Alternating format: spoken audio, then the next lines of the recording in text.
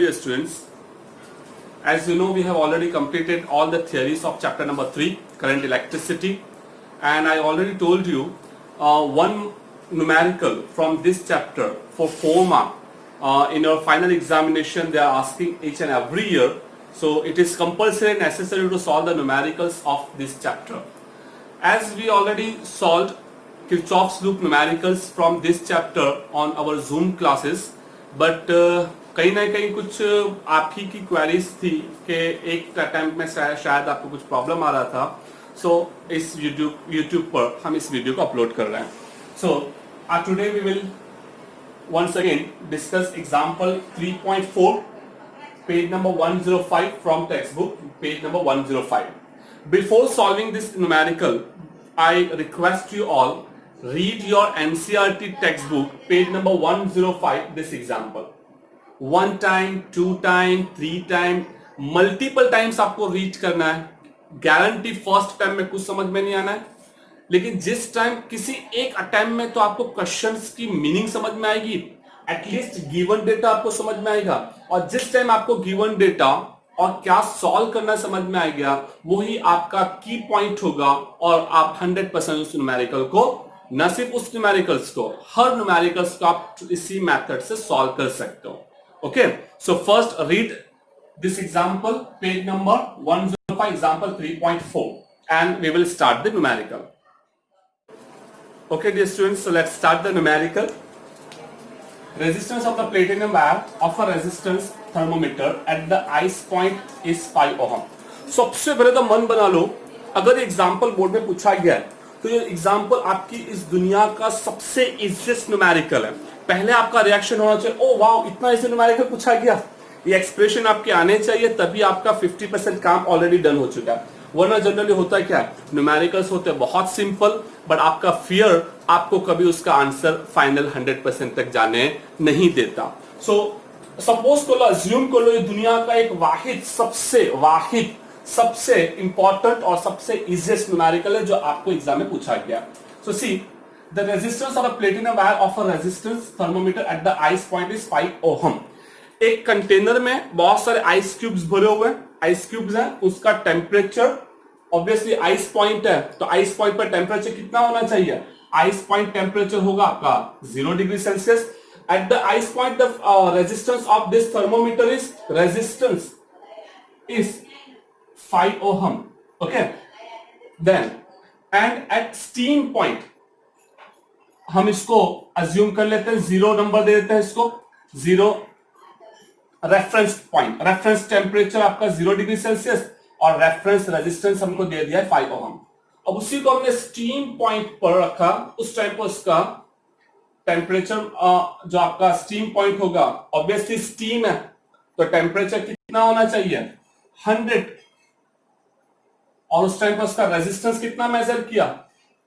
Resistance आपने major किया 5.23 ohm, R1, temperature T1. When the thermometer is inserted in a hot bath, the resistance of the platinum wire is 5.795.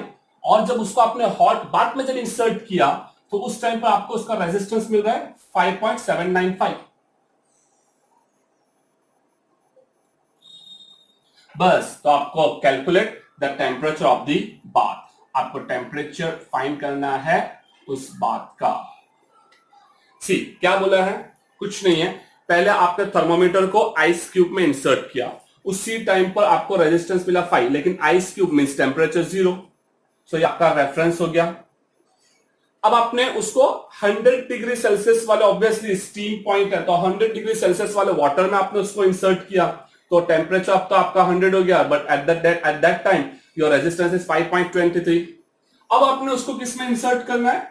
अब आपने उसको hot bath में insert किया. Hot bath में आपने जैसे इंसर्ट किया, at that time its resistance is 5.795. बस आपको उस हॉट बाथ का टेम्परेचर फाइंड करना है. It is quite easy, very simple numerical.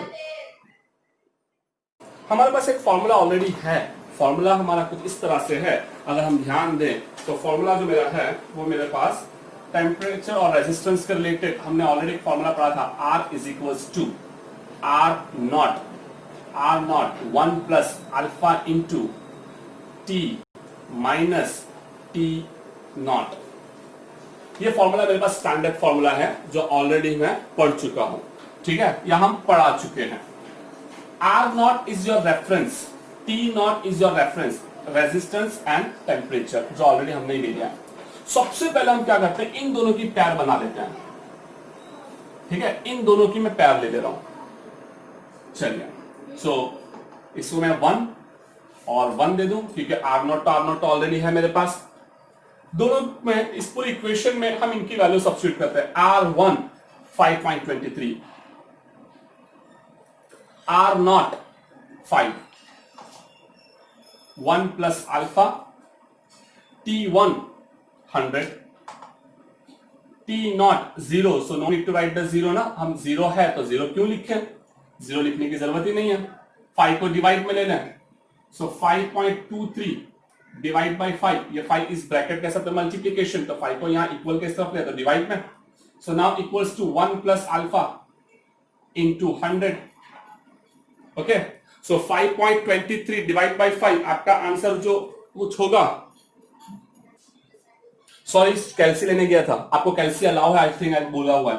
5.23, so 5.23 divide by 5, your answer is 1.046 is equals to 1 plus alpha into 100. 1 plus है, ये 1 plus है, इस तरफ ले लो माइनस, सो 1.046 माइनस 1 होना है, तो 0.046 is equals to 100 into alpha. It is equation number 1. Okay, so now अब आपको क्या करना है, बहुत सिंपल सा टास्क है। अब आपको दूसरी पैर बना लेनी है, तो दूसरी पैर आप लोगे इन दोनों की, पहली पैर हो गई, सेकेंड पैर, same formula I will use, R is equals to R naught 1 plus alpha T1 या T minus T naught, R naught R T naught तो ऑलरेडी आ चुका है, T2 और R2 लेना होगा तो 2 लगा दो। The value of R2 5.795 is equals to R naught is 5, 1 plus alpha जो T2, हमको फाइंड ही करना है T2, T नॉट इज 0, सो 0 लिखने की जरूरत नहीं है हमको। चलिए 5 मल्टीप्लीकेशन में अगेन सेम यहां पर ले लेंगे, डिवाइड बाय 5, सो आंसर हम चेक करते हैं T2 इंटू अल्फा, ठीक है, ये हमने ब्रैकेट ऐसे का, फिर 5 को हमने डिवाइड में ले लिया है। सो क्या होता है, 5.795 डिवाइड बाय 5, आपका आंसर कुछ आ रहा है 1.159 is equals to 1 plus T2 alpha plus 1, इस तरफ लिया तो माइनस, तो 0.159 is equals to T2 alpha. Equation number 2 दे दो, इक्वेशन नंबर 1, इक्वेशन नंबर 2, एकदम सिंपल हो गया। T2 यहां पर मुझे मिल सकता है, 1 और 2 को सॉल्व करना है, क्या करते हैं, एकदम सिंपल, ज्यादा सोचो मत, सीधा 2 को 1 से डिवाइड कर दो, dividing 2 by 1, so 0.159 is equals to T2 alpha.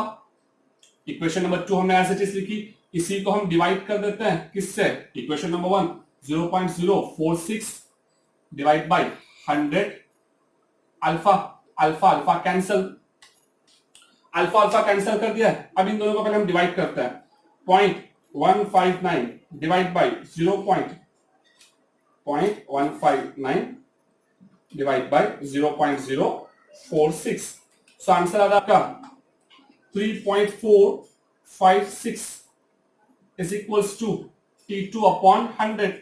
इसी 100 को मल्टीप्लीकेशन से यहां ले लो, तो डिवीजन से यहां लिया मल्टीप्लीकेशन, तो आपका टेम्परेचर T2 कितना आएगा, 2 डेसिमल पॉइंट इस तरफ, सो 345.6 degree Celsius, it is your answer. So finally इस तरह से हमको आंसर मिला, जो एकदम सिंपल वे था। एक बार फिर से हम शॉर्ट रिवीजन देख लेते हैं।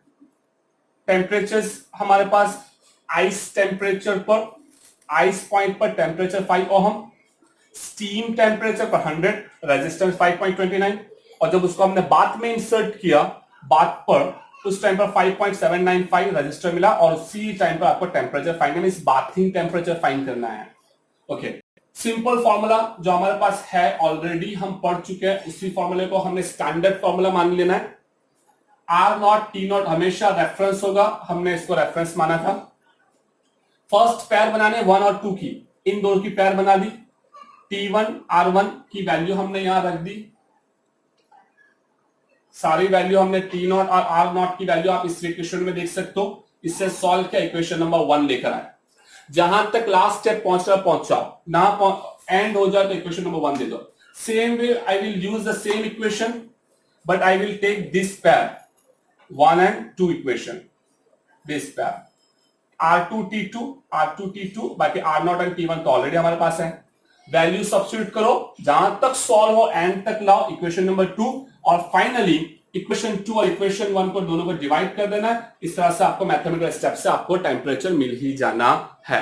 इज इट क्लियर बेटा? समझ में आ गया हो तो मुझे बता देना। समझ में आएगा ये मेथड एप्लीकेबल है, इजी है, तो हम आगे के न्यूमेरिकल्स इसी तरह से कंटिन्यू करेंगे। Okay, good bye, all the best.